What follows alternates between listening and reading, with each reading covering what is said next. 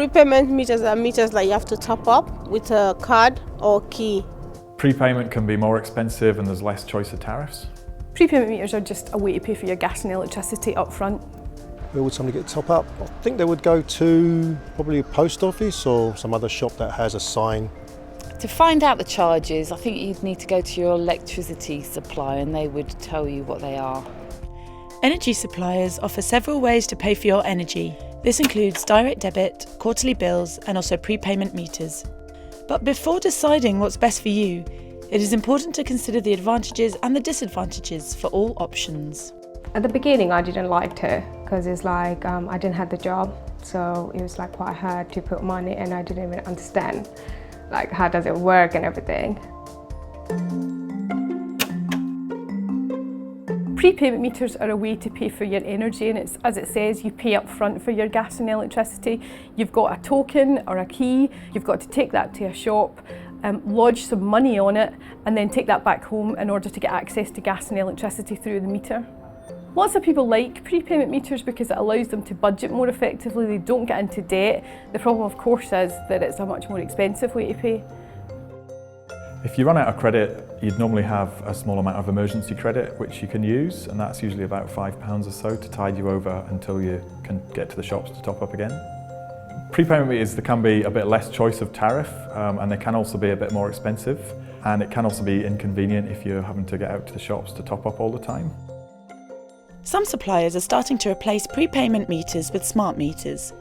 In future, smart meters will allow customers more choice over how they pay for gas and electricity without having to have the meter changed, a bit like credit and prepay mobile phone tariffs.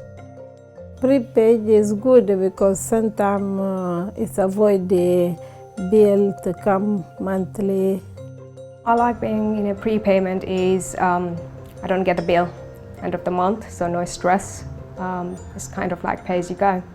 Prepayment meters can be more expensive than other payment methods. For example, you don't get a direct debit discount and you also get less choice of tariffs usually.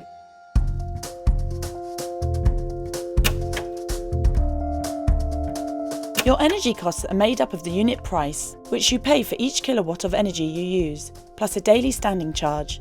This is called your tariff. You may also be paying a weekly amount towards clearing a debt. If you have used emergency credit, you'll have to repay this from your top-up as well.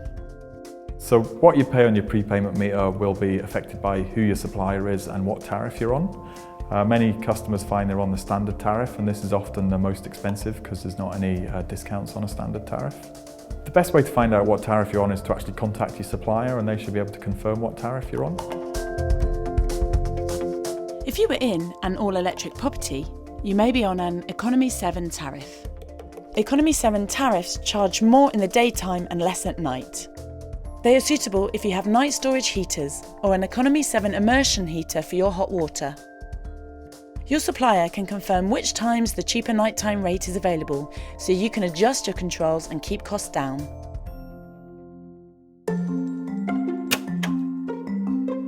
Standing charges are the fixed costs associated with having gas and electricity supply. It's about £100 a year, and it's to cover things like the pipes and wires going into the house and the metering costs.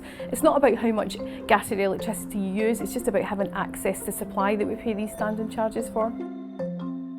It's important to keep topping up because your meter will apply your standing charge on a daily basis even if you're not using energy at the moment.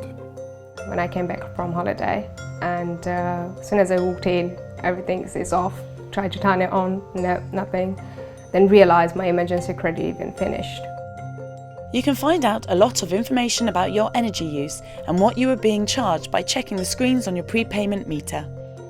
This includes how much electricity or gas you are using, the charge per unit, the daily standing charge, debt amounts and emergency credit.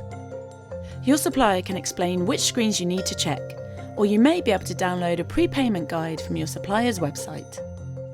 Your annual statement should also summarise how much energy you have used and how much this has cost you over the year.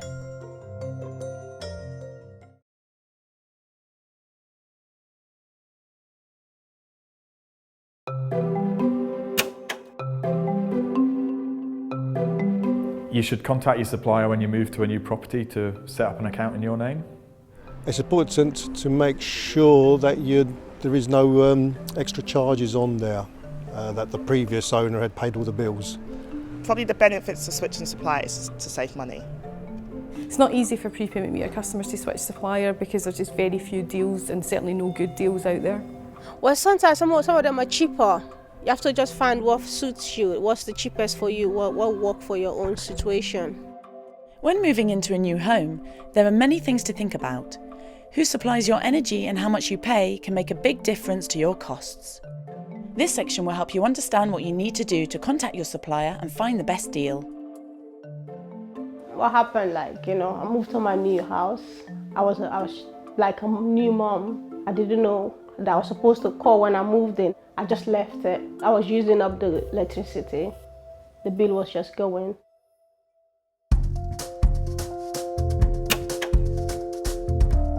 When you move into a new property, consumers should contact their energy supplier to make sure a new account's been set up in their name and to request a new card or key for the meter.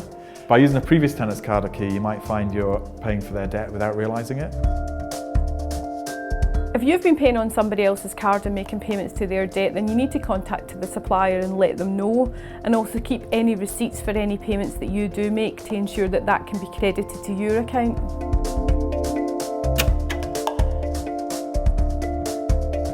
If you're having problems finding out who supplies your gas and electricity, you can contact the Citizens Advice Consumer Service helpline on 03454 04 05 06. If there is a prepay meter at the property when you move in, but you'd rather pay by another method, you may be able to change. Energy suppliers have different processes for changing to other payment methods. Some suppliers charge a cost for exchanging the meter or require a security deposit. If you have debt on your meter, you might not be able to change how you pay until you've paid this off.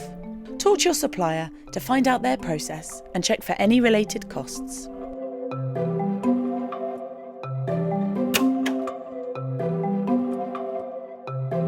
If you're a pensioner, or if you have a long-term health condition, or if you're registered disabled, including with problems with your hearing or your sight, you should contact your supplier and they'll be able to give you some extra help. But if the meter just really doesn't suit you, if you can't use it, then it can be removed. Contact the supplier, get some help, have the meter removed or have it resited.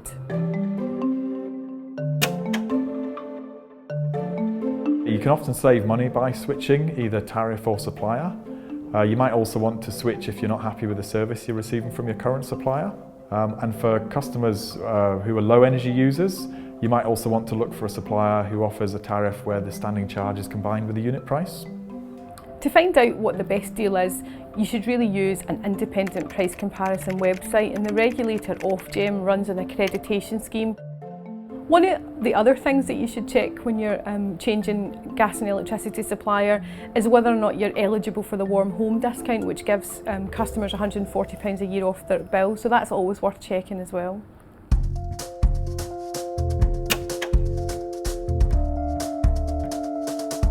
The Debt Assignment Protocol is a new name given to the process designed to help prepayment customers switch suppliers even if they are in debt. You can still switch energy companies when you are on prepayment if your debt is $500 or less per fuel. This is only for suppliers signed up to the Debt Assignment Protocol. I like prepayment now compared to before when I first moved in. The money's run out and I don't even know when the emergency money is in there, and it just ran out in the middle of the night. I found out like there's no credit left, so it was a bit of a nightmare. A few months later then I realised how it works and everything, so it's better now.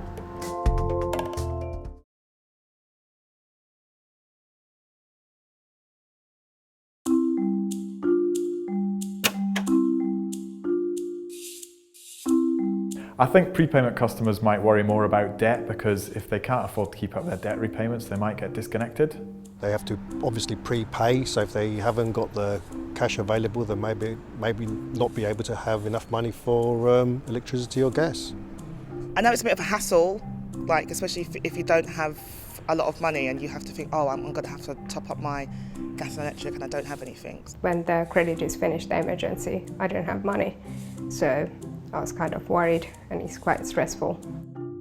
Prepayment meters are used as a means of collecting a debt or to help you manage your energy bills. This section will help you understand what your suppliers expect if you've got a repayment plan and what to do if you're having difficulty keeping up with your energy repayments. When I was in debt, I was frustrated. It was very difficult because I was like a stay-at-home mom. I was losing sleep. I wasn't my usual self because each time I was thinking that, oh, this money, I'm in trouble. That's what I think, like I'm gonna go to court.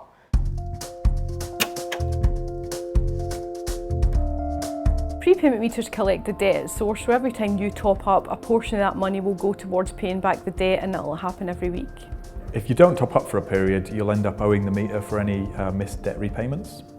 If you haven't topped up, you'll also owe the meter for any standing charges, and if you've used any emergency credit, you'll need to repay that as well.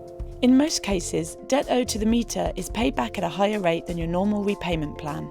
In some instances, as much as 100% of your top-up might be used to clear debt owed to the meter. If you do not keep up with payments regularly, you'll go into emergency credit. Standing charges and debt repayments are not deducted from emergency credit, but are still owed for this period. You should top up as soon as possible to avoid debt building up. If you've used the emergency credit on your meter, then that's got to be cleared off before you get access to gas and electricity. So you've got to go and top up, cover off the emergency credit before you get any more gas or electricity. If you run out of emergency credit, your supply will be disconnected. This might happen because of high costs or difficulty topping up, or just accidentally.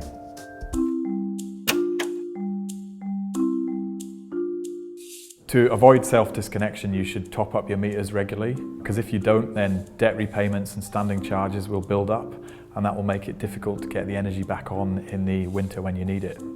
If you're still struggling to pay for your gas or electricity or have problems with a prepayment meter, then do contact your local Citizens Advice or other advice centre. They can help you by contacting the supplier or seeing if there's any other help available to you. You may also be able to apply to one of the Energy Trust funds to help with your energy debts. Your energy advice agency can help you complete the application process. For the trust fund application, we had to talk about my income and the money I owe, so I had to fill in quite a lot of forms. But after we sent it off, about a month and a half, it went through. When they said I was success, and I was so relieved. Now, I'm more careful, turning off things, switches, more matured, think about things I never used to think about. If you're finding it difficult keeping your meters topped up, finding it difficult to access your meter, or to get to the top-up outlet, you should contact your energy supplier and seek further information from Citizens Advice or your local energy advice team.